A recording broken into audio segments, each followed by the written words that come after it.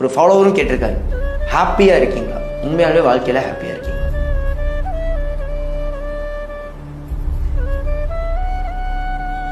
No ஒரே சொல்கிறக்கு ஒன்றும் இல்லை. நிறையா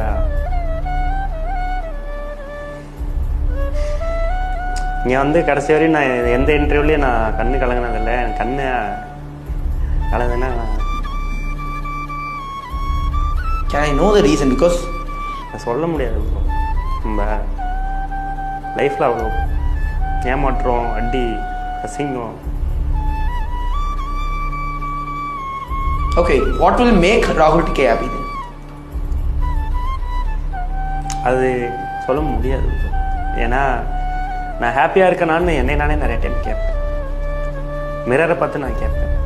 what will be the answer then? Answer then